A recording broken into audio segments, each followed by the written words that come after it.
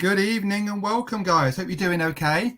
Welcome to our student live broadcast. So we've done lots of broadcasts the last couple of months talking about UCAS, personal statements, whole range of different things. This is the exciting one. This is the one to be in, because you're not just listening to me and my team rattle on about, processes and procedures. You're listening to real life students who are studying at DMU, and they're going to give you their own personal insights about their journeys, their stories, their backgrounds, and hopefully loads of useful information to help you in your own decision making moving forward. So I'm Jamie. I'm going to be your host for the night, but the idea is you hear less of me and more of our students, which has got to be a bonus in itself. Right, in no particular order, let's go for some introductions. So we're going to get our ambassadors, our students, just to tell you where they're from, what they're studying, a few sort of headlines about their journey towards DMU. So let's go with Tom first, in no particular order. Over to yourself, mate. Good evening. How are you?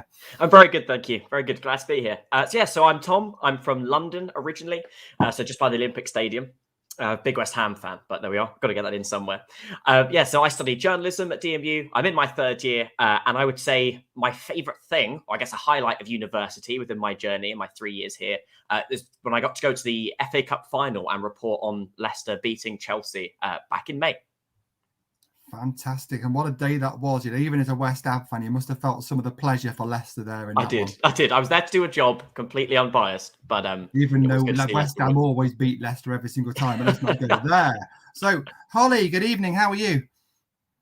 Hi, I'm good, thank you. I'm Holly. I'm originally from Portsmouth, so along the south coast. Leicester's a lot colder than Portsmouth, but it's okay. I'm a second year graphic design student. I really enjoy my course. I love doing everything creative. There's so many opportunities on the course and living away from home. And so far for me, it's a really great experience. Brilliant, thank you. One of our close colleagues is from Portsmouth, and he's a very, very proud Pompey lad he is. So no, thank you for joining us. Okay, so Yin, good evening. How are you doing? I'm liking these random orders. No one quite knows where I'm going next. Everyone's kind of bracing themselves. How are you doing? Hi, everyone. I'm good. My name is Yin. I'm a third year student studying accounting and business management. I'm from Liverpool, but I'm originally from China. I picked DMUs because the location is really good and everything's close to campus. Is really, really nice and like good price. That's it. Thank you. Fantastic. Thank you so much. Great to have you with us. So, Sitha, good evening. How are you? I'm doing good. Hope you're doing good too. I am. Thank you. Yeah, I am. I'm a dubious Christmas sweater, but apart from that, I'm all right. Yeah.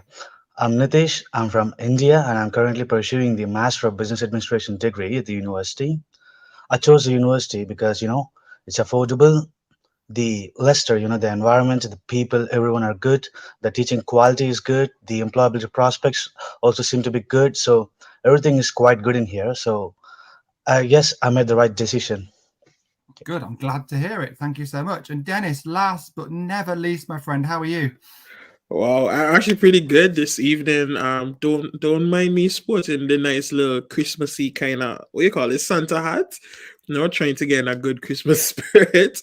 But good evening to every single one of you guys. My name is Dennis. I'm from the beautiful Twin Island Federation of St. Kitts and Nevis, which is smack in the middle of the Caribbean Sea. I know that it's kind of crazy for me to leave my nice, warm, sunny 366 days of sunlight and nice beaches and come to the UK to study.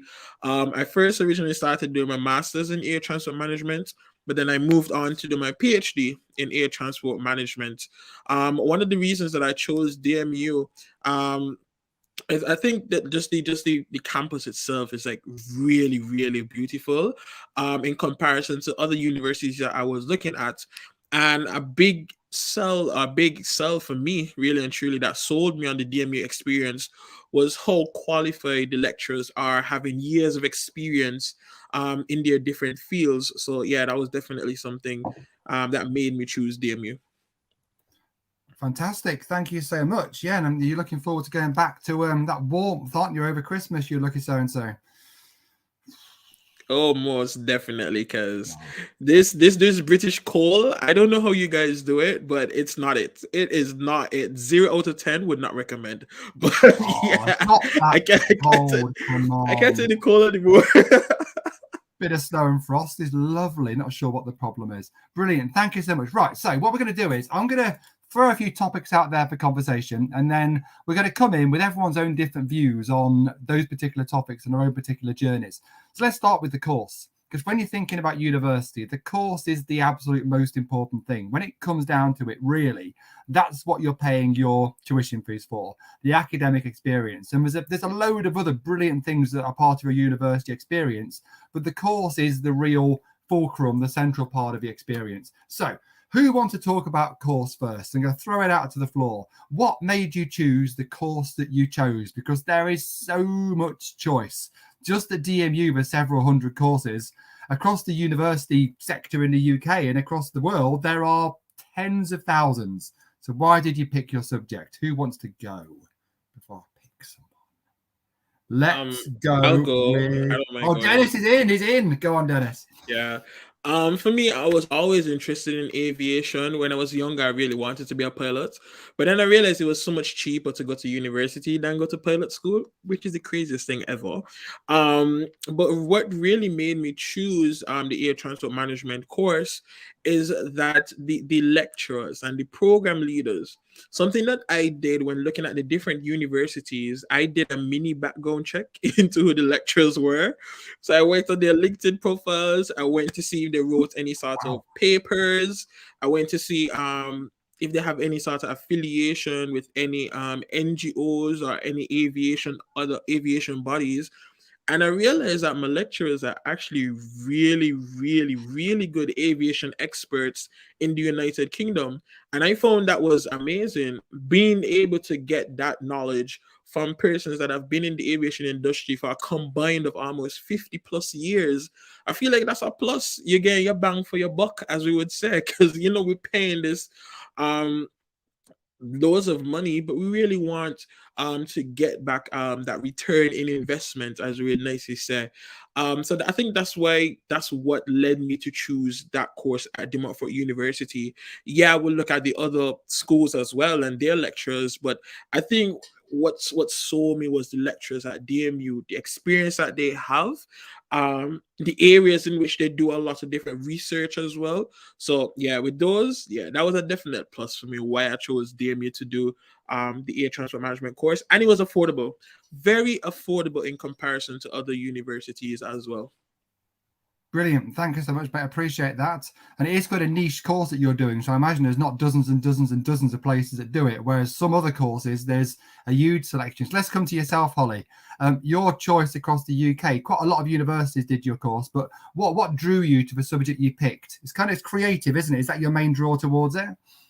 Yeah, so graphic design is a very creative subject. There's very limited sort of written academic side. We do have sort of one written piece that we have to do a year. But for me, I kind of always knew I wanted to do a creative course. When I was younger, my hobbies were like drawing, painting. So it's kind of inevitable for me to end up in the creative industry. I did graphic design at college as well. So I did fine art at GCSE, and I thought that wasn't for me. I wanted to do something where I created something more with a purpose, sort of designing things. So I went into graphic design at A-level, really enjoyed it. So I knew I wanted to pursue it after that. And yeah, I just really enjoy graphic design because there's so many opportunities with it, as I mentioned earlier.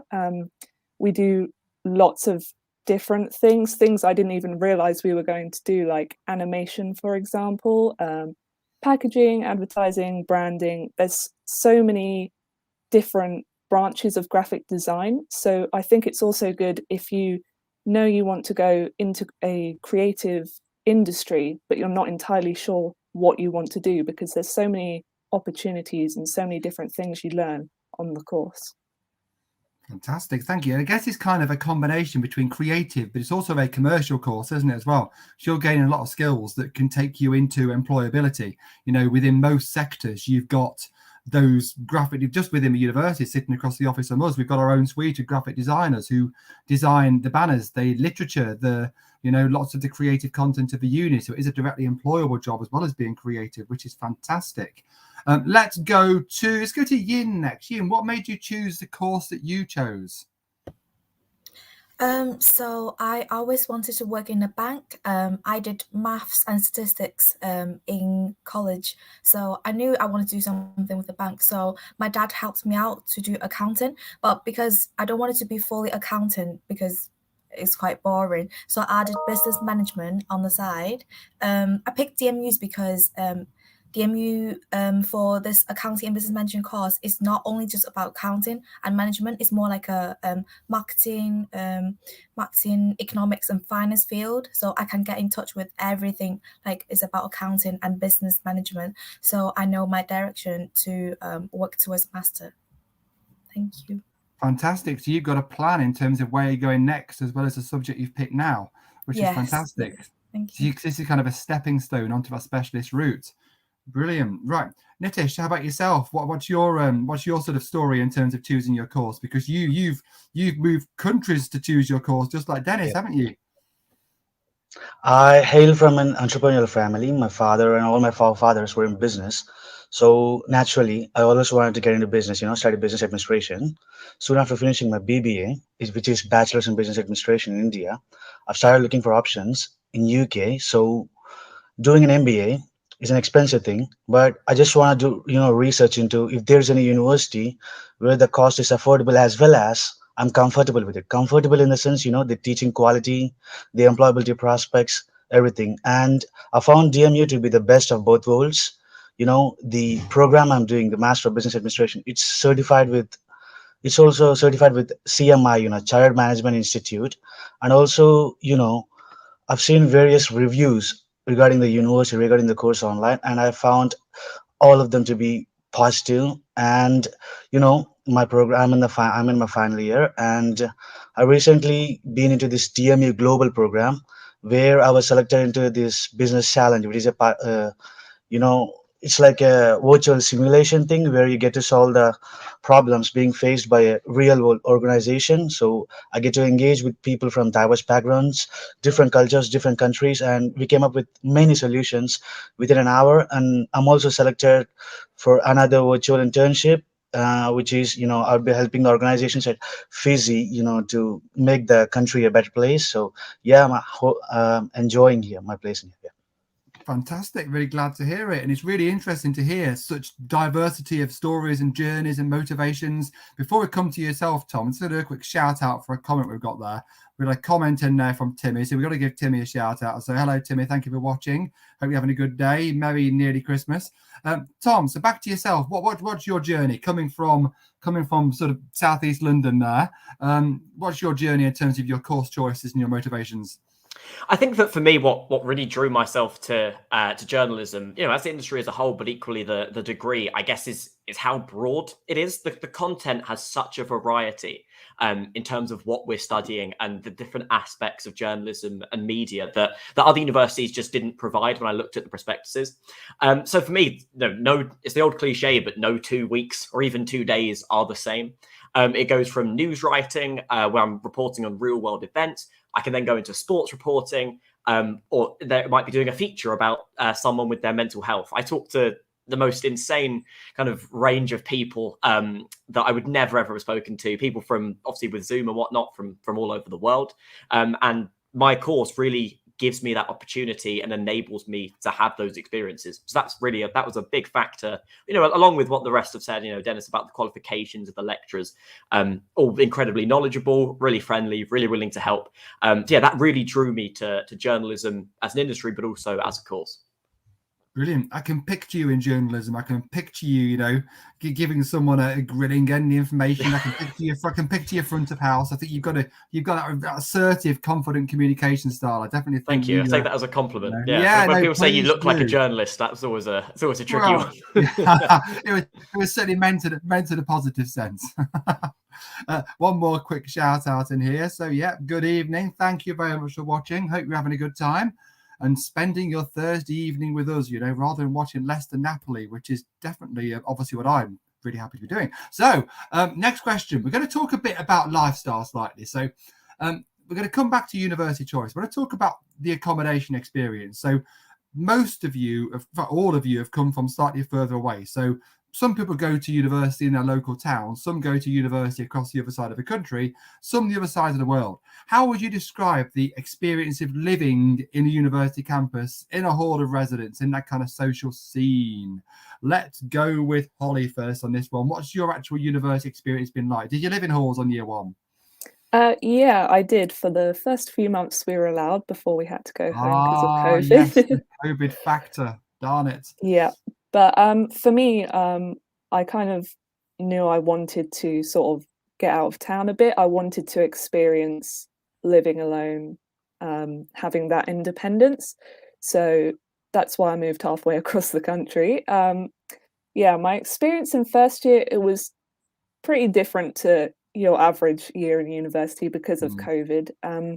So I can only really account for the first few months. But for me, I shared a flat with 4 other people. I had a mixed gender flat, which you can choose single gender if that's what you want. But for me, I wasn't really bothered. I wanted to get to know lots of different people. And it was really nice, a really good opportunity to meet lots of different people because none of us were doing the same course. So I think we were all first year, but some of us had like taken a year out or done a foundation year. So some were a bit older, some were a bit younger. It was a really good experience to just meet different kinds of people before you actually go into your course and meet people there. So I'm still living away from home this year as well. I actually have a studio this year because I very much like living solely by myself. But it's never lonely either. I know my neighbours, communal rooms. There's always somewhere you can go to hang out with people or speak to anyone.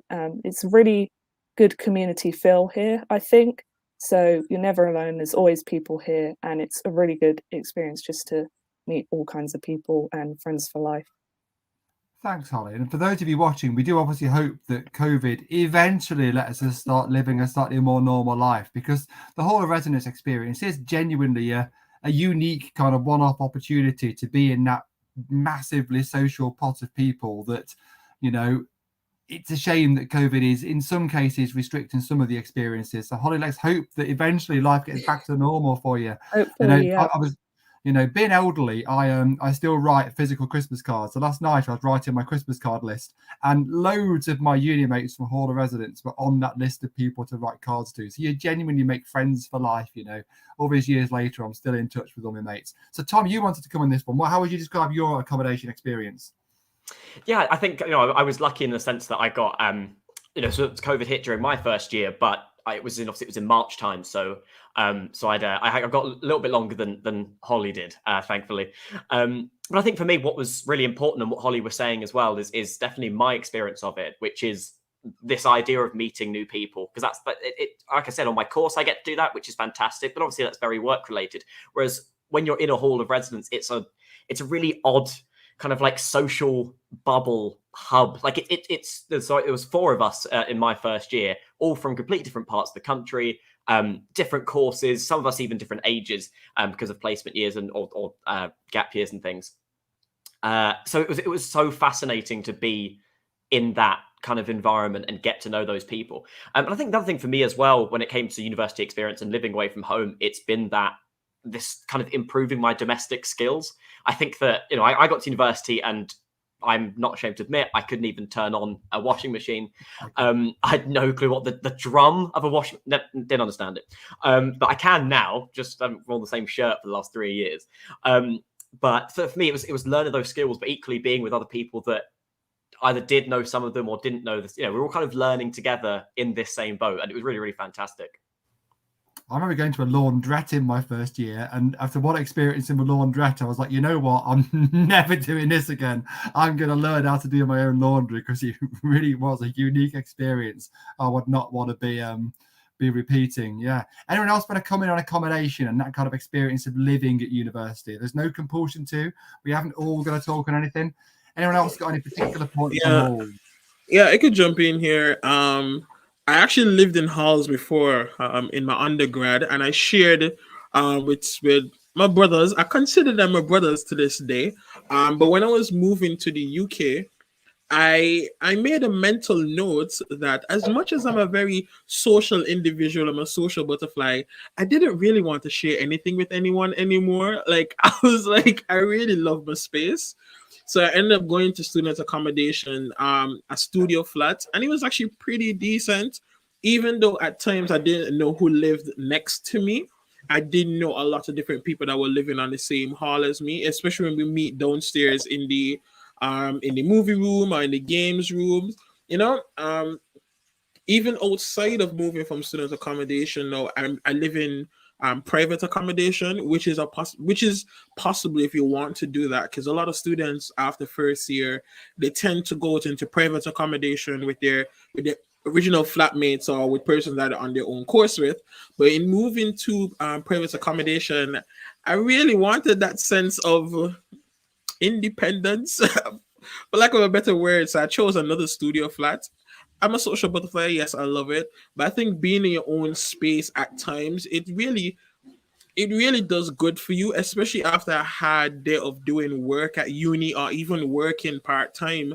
Coming home to your own space where there's no dirty dishes, there's a clean floor, a lot of noise or anything like that. It really is a soothing feeling. So when you're choosing student accommodation, I would definitely tell you guys to look at an accommodation that it's going to be your safe space.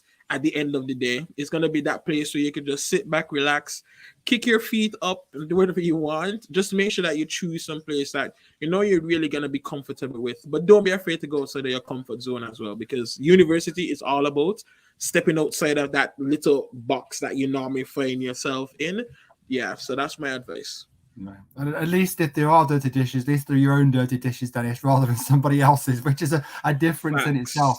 I mean, as Holly and Dennis alluded to there, and Tom with his element as well, that choice there's always choice in university halls. We've got 10 different halls. Some of the halls at DMU you'll share with 4 people in your flat. Some you'll share with 10 people in your flat.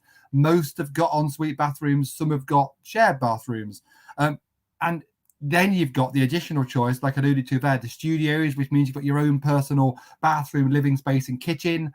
The standard halls are more sociable, but the studio does give you more privacy and independence. So there's loads of pros and cons. It's all about working out as an individual what is important to you. What do you want from your experience? Which, when it comes down to it, is the main research tip generally. When you're thinking about your course, the campus, the location, the halls, everything is a personal choice. It's you working out and understanding what do I most want from all aspects of the experience, and make the decision based on that, your own personal preferences. There's so much choice, you can find something that's bang on perfect.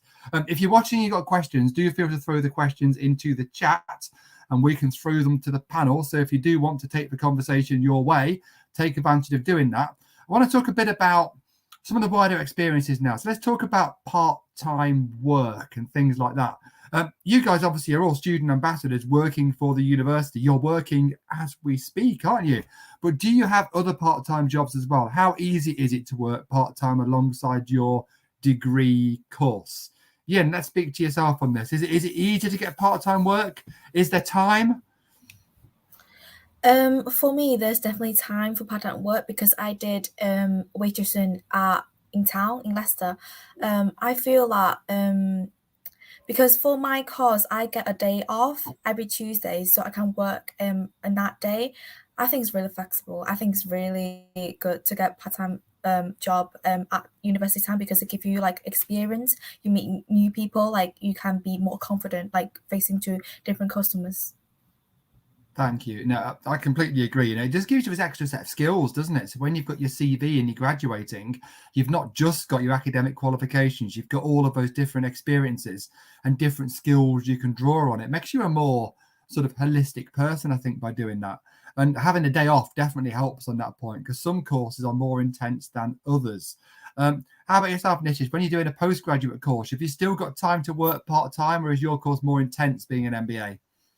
My course, it goes in a block teaching way where I'll be having classes for 2 weeks and like that, and I'll be having before the other course module gets started, I'll be getting 2 weeks of gap like that. So I've got plenty of time to do my part time. I'm working somewhere else in a warehouse. I'm working as a student ambassador. I'm working on virtual internships. I'm applying for jobs. I'm studying. I'm doing assignments. I'm preparing for exams. Yeah, it's all about when you're living in here, you feel tempted to go out to enjoy the clubs, the nights, etc. But you should have this little what do you call discipline and proper scheduling skills. Even after this live stream, I need to go to gym. It's all about scheduling. If you're good at that, or if just try to get eventually good at it, because it will help you not only in while you're studying but throughout your life. For now, I'm doing good with my scheduling thing and all. Yeah, it's been flexible, I can say. Really good advice, seriously, because particularly in that first year, if you've moved away from home and you're only 18 years of age, you've never really had to have that level of self-discipline before, and suddenly all of this opportunity is laid out before you. Social opportunity, you can completely throw yourself into partying 7 days a week. Sporting opportunities with all the clubs and societies, part-time work, the course itself. I think what you've alluded to there, the key is trying to find balance. My grandmother, bless her, before I went to university, sat me down and gave me a little lecture. Enjoy yourself by all means, but make sure that you can, and that's what it's all about. And sometimes in the first year, you might slightly misbalance it either towards the social or the work because you want the money, or even towards the course because you're massively focused on that. Blending your time and scheduling, as mentioned there, really, really will allow you to get the most out of the experience. Thank you. That's very insightful comments. We've got a question from the audience, which is always positive, better than a question from me. So, is a gap year recommended at DMU? A gap year is, just for those who wonder, is when you take a year out before you start your university degree. So if you're a home student doing your A-levels or BTECs and you think, I want a year when I'm not in education, I want to get some experience, earn some cash, then go to uni. Did any of you do a year of work before you started your degree? Dennis, you did. How did that go? And why did you do it? Yeah, definitely. So before I even went on to do my undergrad, I took 2 years off. Whoa. Yeah, it was so long. Right. I ended up being a high school teacher for about 2 years back in my country before I even went off to university.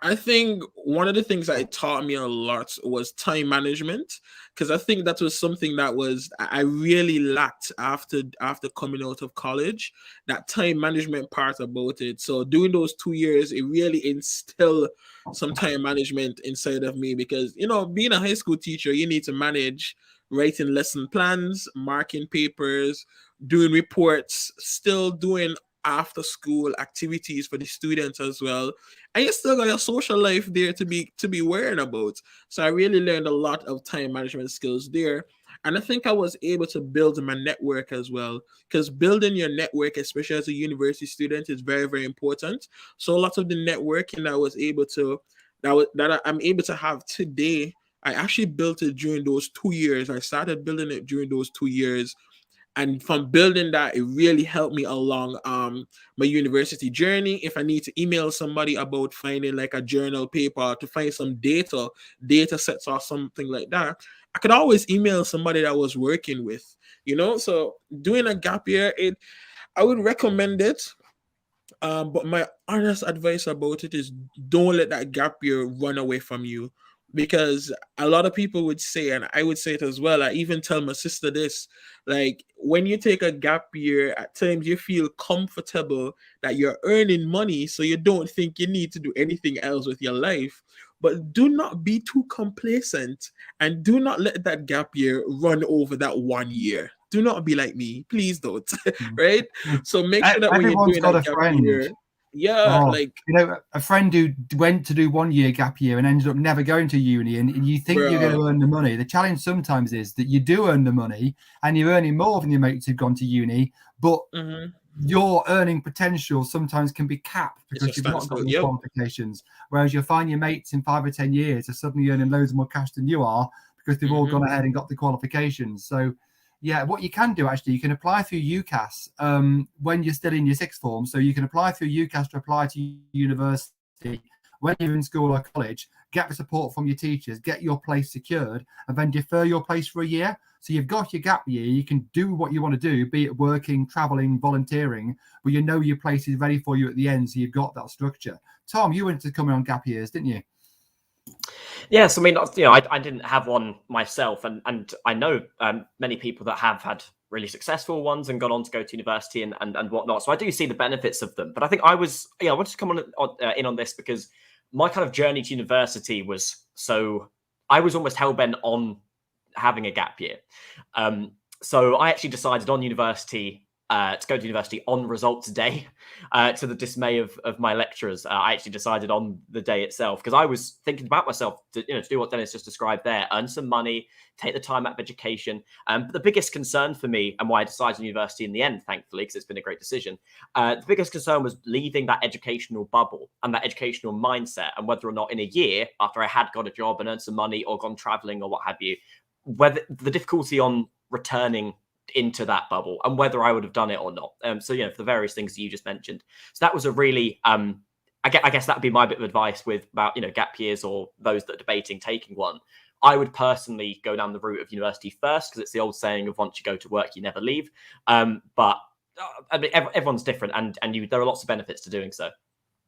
Thanks, mate. I did my gap year after uni, actually, mainly to put off career. So I graduated and then I travelled all around Europe, working a bit, traveling a bit, working a bit. It was amazing. And when I came back to almost the summer after and got a phone call immediately from a place I used to work, and that was it. Full-time work ever since. So that's when I did my gap year afterwards. Holly, you wanted to come in on gap years as well, didn't you? Yeah, so unlike the other two, I was someone who was adamant I didn't want to do a gap year, and I didn't do a gap year. But I just wanted to say that if it's what you want to do, then do it.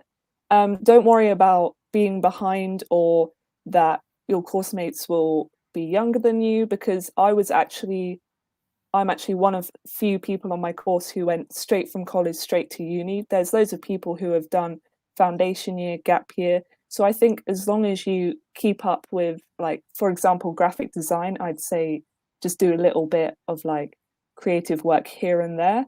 Just as long as you keep up with it, you know what you're doing, you know where you're going, then go for it. Sounds good. And I think perhaps even in the COVID era, when everyone's been through such challenges, maybe that year outside of education, when you can just, separate your mind from it and do what you want to do for a year, could be a really positive thing. I think the short answer, Ali, is it's completely a positive thing that we would endorse. But as alluded to by the speakers there, it's completely a personal choice. If you think spending a year doing whatever you want to do will add value to you and you'll come back to university fresh and motivated, then do it. If you actually think that you want to get momentum and go to university straight off the back of your current studies, then do that also. I mean, the same when it comes to a postgraduate down the line. You could either do your postgraduate courses straight after you've done your undergraduate degree, or you can go and work for a period and then come and do your postgraduate later.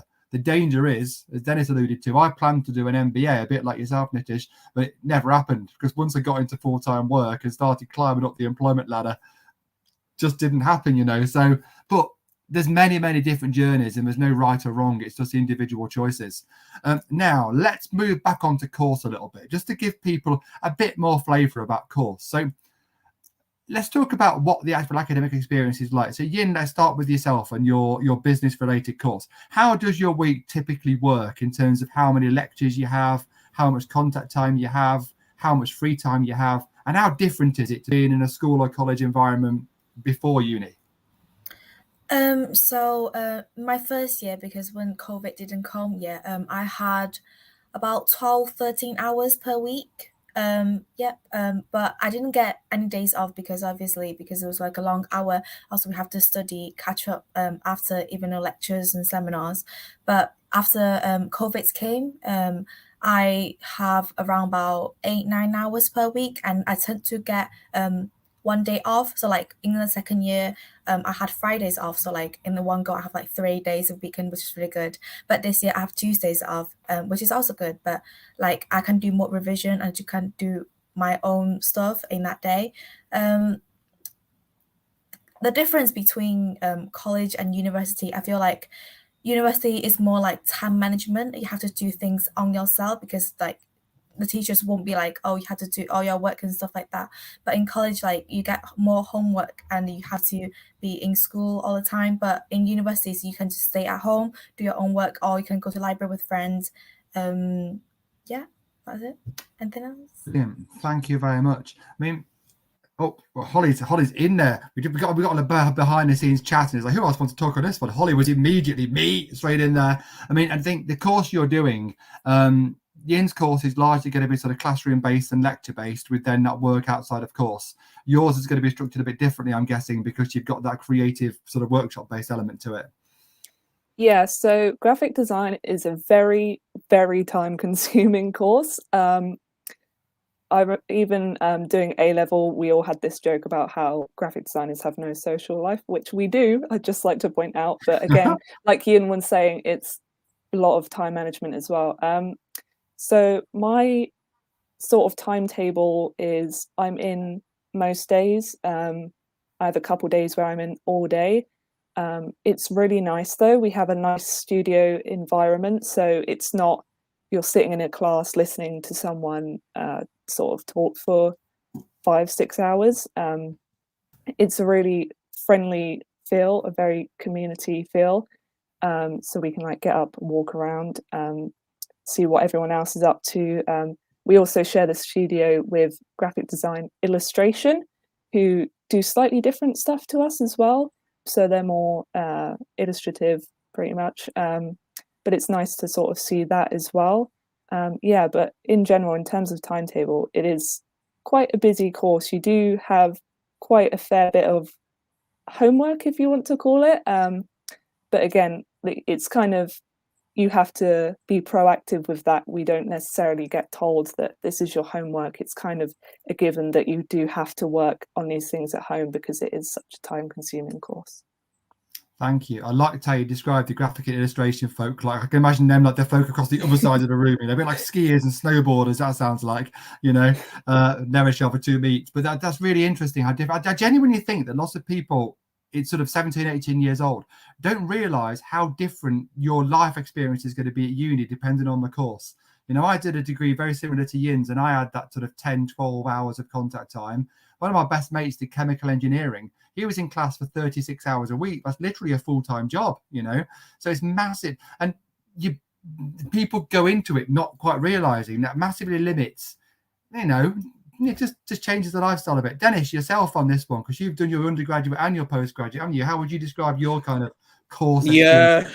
So yeah, definitely with the undergraduate side of it, yeah, you would have structured time. And when I did my undergrad, I was just like Yin, where my Fridays would normally be off, and Fridays being off is like a blessing. You get a longer weekend. For your postgraduate, no, it's so different. In comparison to your undergraduate. So at the taught postgraduate level, yes, you would have your set weekdays. With the postgraduate, your classes are 3 hours rather than 2 hours for undergrad. But even moving from taught postgrad now to doing research postgrad, I set my own timetable, which has its pros and which has its cons. And it comes back a lot to time management. So I really need to be on myself to be like, yo, Dennis, today was what, Thursday? Today was Thursday, and I'm just like, Dennis, you really need to put in some work today. Nobody is going to be behind of you with a stick to say, hey, do your work. It's totally different. You really have to take it upon yourself to actually apply yourself to the work that you're doing and have that mental note that, hey, you come to university to do something, to get that degree, to bounce afterwards. So yeah, I've been through every single different sort of timetable, from structure to just doing whatever you want, to be honest. I kind of needed the stick when I was at university, to be honest. Without the stick, I was a little bit like, Jamie's just gone off and away, And I had certain friends and at different points partners at uni who were my subtle sort of stick to steer me online. I passed my sheepdog to kind of herd me in the right direction because I was prone to being distracted. It's really interesting to hear how you've gone through the academic journey there, Dennis. So we've only got 5 or so minutes left. I want to pick up on some of the social elements of university now. We've talked about course, we've talked about halls, we've talked about research and journeys, but obviously university is a massive social experience. I was going to say experiment then, which it almost is, but it's one of those years of your life when never again will you be living with so many of your friends so close on hand as during your university years. So let's talk about life outside of the course. So we can go for each person on this just to get a little flavour of what you do, because this will give you an idea that there's no such thing as a singular university social life. There's so many different things to do, and everyone opts into all the things that they fancy. First few weeks, you're going to throw yourself into everything. Then you kind of back off, chill out, and start heading across. So let's go to Holly first. Holly, what sort of things do you get up to outside of your academic side of university, and can you fit them in okay with the course and other commitments? Yeah, I think even though I said that graphic design is a very time-consuming course, there is time for things like societies and sports. So I'm a member of the Korean Culture Society, who do many different events. And for me personally, I tend to just go to their dance classes just to meet people, have a bit of fun, sort of shake off all that energy. And I feel like that's the same with a lot of societies. There's so many societies that there's lots of different things for any kind of interest, but also they all hold different types of events. So even if you were interested in a particular society, you didn't have to attend all the events. You can go to the ones you like here and there. So there's lots of opportunities. And also with sports, DMU offers some free sessions. So I go to the free tennis sessions on a Sunday, which is nice because it's on a weekend. It's really great just to get out and, like I said, meet people and do a bit of exercise. Apart from sports and societies, there is just time to chill at home as well. So I'm a very avid gamer, so I like to play lots of video games, and I find that I have enough time of an evening to play with my nephew online a few hours. But yeah, there is time. There's so much to do. Just like you kind of said, throw yourself in at the beginning, see what works, see what doesn't, and yeah. Sounds great. No, so despite your course being busy, it sounds like you're packing plenty of other stuff in as well, which is great. There's always time. And let's come on to Nitish in this, because I think your scheduling thing is important here as well, isn't it? Trying to make sure that you make room for some fun alongside the serious stuff. So alongside your MBA and all of those great things you talked about, have you still got time to have some fun and have some social as well? Yeah, just yesterday I've been to a movie, for those people who are from India, all the movies which we see there will be released in here, so you don't need to worry about that. And I've noticed, few important differences from there and here, because you see from where I come, when you're just walking on the street, it's like, you're just minding your work. But here, when you're walking on the street and when you see someone and when you have an eye contact with them, they'll smile, they may say good morning or something like that, that's very good, and also when you enter any store or when you go anywhere, even I will hit the gym in a few minutes after the live stream, and I've got many brothers in there from China, UK, etc. And they say, you all right? Wherever you go, they say, you all right? You okay? That social thing, you'll find it, energizing. I couldn't explain it in my words. When you come here, you'll notice it. And yeah, so no need to worry about anything. You got diverse people around here. So yeah, I think you'll do good. Yeah. I like it. Thank you very much. My favourite part of that bit was my wife's going out on a night out and she had to crawl behind me to get her makeup while she was speaking there, which was quite amusing. So she's now departed, which is positive. Thank you for that. Really, really useful. And great to know that you can do a quite sort of high-end course that you're doing that really is a big commitment, but still manage to have all those social activities as well. And really great to hear you talking about the sort of cultural differences, but also similarities between, living at home and coming to study here in the UK. So thank you. Right, Yin, let's go on to yourself. Oh, God, please. Every week, despite all the things I'm supposed to do, I go clubbing, I mostly go alone and I come out with, many friends, I've got this many contacts, so yeah. That's also good for you. That sounds great, and also when you've got quite an intense course, you need to do stuff to relieve the stress and to balance it as well, don't you? It sounds fantastic. So look out for Nitish coming to a club near you. Yeah. Right. Yin, your own life experiences alongside your degree and your part-time work, is there still time for social? Yeah, so in my first year, I was in international societies, which I love to go societies, just like, yeah. I've met a lot of people there. Like, we had so much events, everyone was so nice.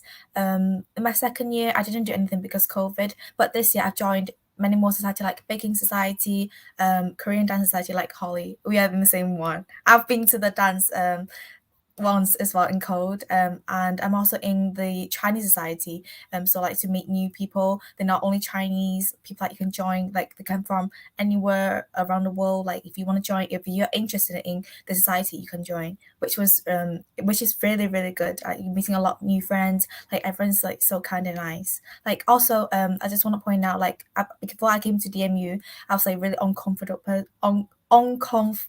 confident person, but after like this 3 years, like I'm becoming like more like happy and like being so confident. Like I can't believe like I'm like doing a live right now. Like 3 years before I came to uni, like no chance, but now like I'm doing it, even though like it's not really good, but like still getting there. You volunteered to do this as well. It wasn't, that's the difference, Yeah. probably a couple of I can't years ago, believe you it. never would have volunteered. You shocked yourself. Well, you're doing a great job, and it's really, not everybody starts university super confident. When I was in sixth form, I was always labelled as quite shy and quiet, which in reality, people who know me in adult life would be like, "What? You are joking me." Even my wife doesn't believe me; she thinks I'm making it up. But genuinely, university it's a life-changing experience, but it's also massively developmental. You're developing to the person that you will be in the future through your university experience. You will really grow through it academically, socially, and in terms of your self-confidence and belief as well. And then when you go out into the workplace, you'll feel you're just as good as anybody else, and you can, fight on a level playing field there. Right, Dennis, I've had a question for you. So you can talk about your own lifestyle, but you can also pick up this question here. So you can talk about the things you like to do in your spare time, but also when you were on your gap year in high school, did you regret not going to uni at that point? Or was it always your plan that you would be there? All right, then. So I'll talk about my social life, and then I'll come into answering the Sounds question. good. So for me, a lot of people think that because I'm doing a PhD that I have no time in the world. But my friends sometimes ask me, Dennis, are you sure you're doing a PhD? Because I find like you have a lot of free time. I tend to, because I've been to the education system for quite a number of years, one of the things I did, I made a mental note to never do work on the weekends, to take weekends for myself to relax and just catch myself, right? Being part of societies, I'm part of the Caribbean Society. I am the events officer for the Caribbean Society. So my goal is to bring the Caribbean flair, the Caribbean energy to the Montfort University. That's my goal. Even outside of doing that, I normally go to games night. Even directly after the stream, I have to go and get ready for a games night with some of my friends. I go to Soul Point just to play bingo some nights, or even just to grab a drink or something like that. As long as you have good time management skills, you could do as many things as you want, to be honest. You could have 101,000,000 assignments due, but as long as you manage your time wisely, there is a lot of different things that you can get yourself involved in as well. I think another thing that's very important about where the Montfort University is, where our location is so unique. It's smack in the middle of the United Kingdom. That being said, that we could take quick day trips either down to London, we could go to Manchester. If you want to go over to Notts, you can go ahead and do that. We like a 10-minute train ride over to East Midlands Airport. If you want to take a weekend trip to Spain or Italy, you can go ahead, by all means, go right ahead and do it. Just remember to manage your time wisely. To answer the question now, did I regret not going uni was on my gap year? I'm gonna say 50-50. Sometimes I did regret it, but then other times I didn't, because then I would be like, if I went to university when I was on that gap year, I would have never been in the position that I'm in right now. I would have never been able to get a scholarship to do my PhD. I would have never been in the UK. I probably would have been somewhere else in the world. So I definitely don't regret it for that reason. The other reasons why I think I might regret it is that at times I look at age and I know I need to stop doing it. Where I found myself, especially in my undergraduate, I was the oldest person there, even though I was only 21. I was the oldest person living in our student accommodation. So that's the only reason why I think I regret it, because of age, but I need to stop doing that. But for other reasons, it definitely helps me save money for university, because university is not cheap. It definitely helps me a lot with my time management skills. It definitely builds on my networking as well. And I get to experience life, just live it to the fullest, and just to find what I'm really, really interested in. And it drove home that I really wanted to study aviation. Even though I was teaching something totally different at the high school level, I was teaching something totally different to aviation. It really solidified that, I'm very passionate about aviation, because even after teaching kids, I went home and I played Flight Simulator for hours. Like, being able to just relax and just play Flight Simulator for hours after teaching, it really made me feel like, aviation is my passion. So it's a 50-50. You want me to answer the other question that's there, Jamie? Yeah, go on. Let's pick it up quickly then. Yeah, I mean, Yeah. It wouldn't harm admission, to be quite honest. And as Jamie rightfully said earlier, all you have to do is just apply for UCAS, and all you have to do is just defer your application for the next academic year. It really is as simple as that. and it can be a benefit because you can draw skills and experiences from it. You can say on your application, I'm going to take a gap year when I will be doing X, Y, and Z, and it will be giving me these additional skills. So you can actually use it as an extra selling point. So I think basically it's if you think it would suit you to do a gap year, do one. If you would think it doesn't suit you to do a gap year, then go straight to uni, but it won't have a detrimental impact on your application. We'll be happy either way. You can either apply before your gap year, or you can apply when you come back if you've had to have more time considering your options. Right, thank you, Jamie. Even for that, even if you're thinking about doing a gap year just because you want to get some sort of work experience, remember that you can do a placement year between your second and third year, where you can go ahead and get that sort of experience. So even if you're thinking about the gap year just to get experience, remember you can do it a sandwich year between your second and third year. Yeah, I did that actually. The whole reason I got my career in education was because of my gap year. I got 2 work placement options on my degree. One was in a college in education marketing. One was in McVitie's, the biscuit company.